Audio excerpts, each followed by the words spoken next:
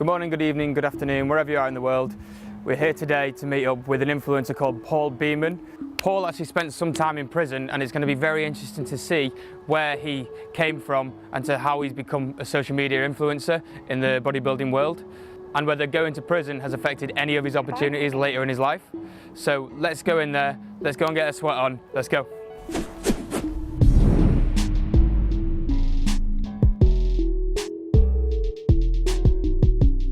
So we're in the gym now with Paul. Paul, if you want to introduce yourself to everyone. Yeah, my name's Paul Beaman. Do a lot of social media stuff, Instagram, Facebook, a lot of social media marketing, just get involved with it since last year. I've been a personal trainer for 10 years and lifting weights for 14 years. And we're going to have a workout today. Yeah. Do a bit of shoulders. Do a bit of shoulders. I'm going to be that big when I finish. Yeah, just after one workout. One workout. Get the count.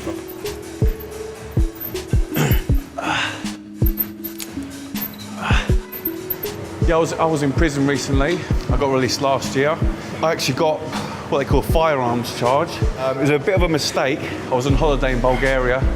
I bought it's like a toy stun gun, looks like an iPhone. Selling it legally on the open market. Came back to England with it, just brought it in my hand luggage. Everything was fine.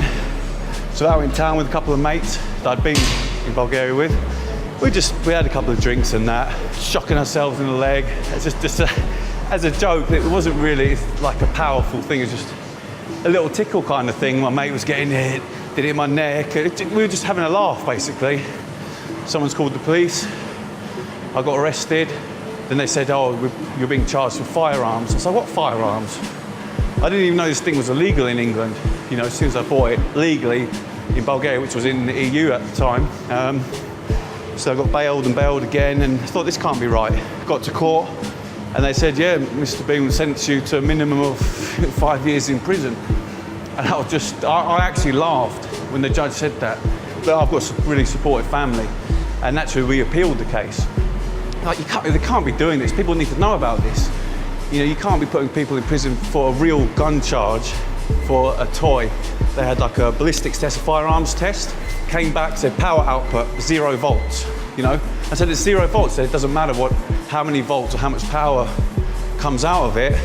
We've already established what it is, and it's a firearms charge. At the time I went on legal aid, and now I know that if you go legal aid, they kind of stitch you up, you know, because they work for the prosecution as well. It's in their interest to actually get some convictions. They didn't really give two shits about me. Turned up late to court, like, there's nothing we can do for you, getting 5 years today. I was like, what? So yeah, I was inside, and my family employed a top barrister from London. Cost a load of money, so really supportive family, and I'm lucky for that. But it took almost 2 years just to get to court on the first instance, and the legal aid solicitors wouldn't send the paperwork over. So I'm just sitting there in prison, you know, waiting, like, when's my appeal happening? I was in there 2014, then all of 2015 went by, then it's halfway through 2016, and now just getting to court. You know, and I had to go to the High Court in London. You know, they're televising it on the Sky Law Channel, whatever it is. And I mean, there's hundreds of people in there, because anyone can go in now. I thought, geez, I'm not good with big crowds either like that. And they said, you're gonna have a trial. And I was like, oh no. But literally, they just explained it. The judge, it was the Lord Chief Justice, the #1 in all of England and Wales, went out the room for a minute, came back in and said, oh yeah, Mr. Beaman, you can go today, you know, because we understand. And I was like, and yes, I'm going home now after almost 2 years. But what they've reduced it down to, I've still spent 9 months extra that I shouldn't have been in there because of their negligence. And you're not entitled to any compensation whatsoever. You know, even if you spent years in, I don't think that they're giving compensation anyway, but I'm not bothered about that. I'm just happy to be out. England's one of the only countries that will send you to prison for that. I know Australia, you can get 3 years for it, and England 5 years, but I don't know any other countries where that would happen. I thought, you know, at most it could be like a caution or something. You know, you get a slap on the wrist. Yeah, slap on the wrist kind of thing. I mean, I was a little bit off the rails beforehand, but nothing major. I mean, I definitely shouldn't have gone to prison for this, though. You know, actually, I shouldn't. The law says I should have got a suspended sentence, so I shouldn't have had 1 day in jail, let alone 2 years. But yeah, when I was inside, I started reading books, you know, like business books, and I made a load of friends, and we were talking about that kind of stuff together, training twice a day. We were being, you know, really positive. I was personal training other people in there, and For me, it was a good experience. You know, I wouldn't change it. You know, I came out clear-headed, focused. I knew what I wanted to do. People think English prison is like Butlins, but it's not. They're breaching a lot of human rights in there. For months, I was locked in my cell on my own, over 21 hours a day. Some days you'd go to the survey, they're like, no, there's no food, no dinner for anyone today. You know, they only feed you about 400 or 500 calories a day anyway. So it's almost like if you don't break the law in there to make money, you're going to get ill and not survive. It's not good in there. You know, it's not what you'd expect from England. If you made a mistake, you're there as your punishment, not to be punished whilst you're in there. They don't do anything to help you. You know, everyone's on drugs. The officers don't care. There's nothing we can do about it. And there's loads of sick people in there in the head, and they're not getting the help they need. A lot of hard done by people in there. Where I was with a lot of people doing life sentences. So it kind of made me reflect, like, oh, some of the things I was doing when I was younger, like I could have easily got, you know, like a life sentence or something. So it made me want to come out and be a better person. I would say I'm the 1 or 2% that it does help. Has going to prison had a negative impact on being an influencer? I would say no, because it's pushed me to do it even more, because if I think, oh, I want to go and get a job, that's not what I want to do. I don't want to work for someone. I want to, you know, be an entrepreneur, make my own money. So if anything, it's kind of like, well, I can't really get a job because it'd be very difficult with a criminal record now. So it's pushed me even more so. And to be an influencer, it's got nothing to do with that. I tell people I'm open to it. Like someone says, oh, we saw that, you know, you were in prison or whatever. I say, yeah, I was, and it was a great experience for me. I'm not ashamed to admit it. It's out there. I'm still #1 on Google. If you put my name in, I'm still at the top, which isn't great. But, you know, it's better because it pushes me now to make something for myself. Yeah. You know, I've got to make my own money, create my own jobs and stuff, and it's just starting to pay off now. Like last few months, I'm getting to where I want to be. Well, I got to the second prison, and they're like, yeah, you only get 1 gym session a week for 45 minutes. And I was like, I can't live with that. I need that's the one thing that kept me going. So gym session a week, 45 minutes. Yeah. And they had 2 gyms in there. They had a brand new one. They spent, I think it was 100 and something grand. All brand new hammer strength equipment, everything. So then when they showed people around the prison, look what we've got, all these amazing facilities for the prisoners. And like, oh wow, they've got it too good in here. But you never got to use it. So I started writing letters to the governor, and I was writing like legal letters, and I'm like, oh, this guy's actually a bit educated. And I actually got the other gym open, and I got to train 5 times a week, from 1 time a week to 5 times a week, because I sort of work the system a little bit, but used the right word, wrote to the right people. And I said, you know, you need to keep people off drugs. So there's a bad drugs problem in here. Yeah. And if you get people onto exercise, and it actually helps people get off the stuff. The guys that were training are like all kind of like a good community, all friendly with each other. You know, I had no problems in there. Everyone was respectful. It was very different to what I thought it would be. Training is the thing that got me through it the most, especially when I was locked up over 21 hours a day. You know, I needed something to keep me positive, otherwise you could easily go. But I mean, there's a lot of people in there committing suicide and suicide attempts and all that kind of stuff, because you can get in that kind of rut, and especially those guys, there's a lot of people in there doing 20 plus years. But if you're training, obviously you need more nutrition, you need more food. And you say that to the officers and they're like, we can't do anything about it. They just do the bare minimum. Like, we're going to have to get money somehow then. They're like, fine. You're in there because you've broken the rules, but in order to survive in there, you have to break the rules. It's a catch-22. So what is it that you do day to day? Sell my fitness products. So I develop the products, I make sales funnels, opt-in pages, set up email sequences, run Facebook ads, all digital marketing, but I'm still in the learning phase, so some of it's working really well. I've created a new one on intermittent fasting, because that's been working wonders for people that I've recommended it to. So I'm about to release that this week. I have to do my social media as well, so I have to make sure I post pictures on Instagram every day. Also on Facebook, and I try and make videos as well. Just try and show my expertise, give away as much value for free. Trying to keep the momentum going. Yeah. Do you know what I mean? Because like I said, I've only been doing it just over a year. I'm building quite quick. I think I've got about 500,000 followers across social media, across Facebook and Instagram.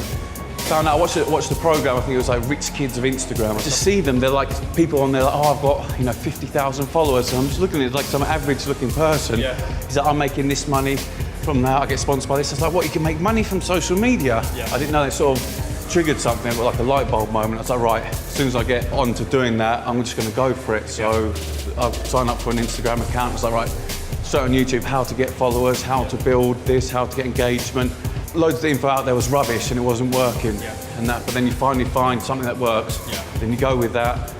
And you just hit that as hard as you can until Instagram says you're temporarily blocked for 24 hours because you hit it too hard for their algorithms, and then you have to think why and then research that. It's just constantly learning and applying. Learn, then apply, make mistakes, go back, learn, like forums, all that kind of stuff. Because there's some guys, you know, it's not all about how good you look. Like obviously I'm in fairly good shape, but there's guys, you know, on Instagram, much better shape than me, you know, and they've got like 300-400 followers or something, and then there's me with, you know, 100,000 followers. So it just goes to show, it's not about how good you look or whatever, it's about what goes on behind it. Getting people to notice you, you put the relevant hashtags in there, you post at the right time, you post regularly, you follow the right people. There's all different tactics you can do, but I had to learn all that. And I think social media marketing is going to be, the next few years, is going to be the main form of marketing. So I mean, at the moment, it's just last year or two, it's really jumped over to Facebook ads, hasn't it? You know, and everyone's starting to come off TV. In the ads, what do? Straight on your phone. Straight on your phone, onto Facebook. So to look at the ads on Facebook. Yeah, exactly, exactly. I think the obvious posts aren't good, you know, even the top guys I see doing it, they're sitting there and, you know, they've got the product there, like, I use this in between my workouts and stuff. It's too blatant. But you know, the ones where people, sort of like in the background or something like that, you know, where people just see it, but you're not really talking about it. You might tag it. I think they're the ones that work, because people do analyse all your photo and stuff. Like, oh, what's that supplement he's got in the background or something? That's why I'd rather promote products that I believe in, because I'm like, yeah, I was sponsoring that. That's what I'd like to do, you know, eventually maybe get some kind of contract with just one, you know, like one supplements brand, one clothing brand. Like, this is what I wear and this is what I take, and that's it.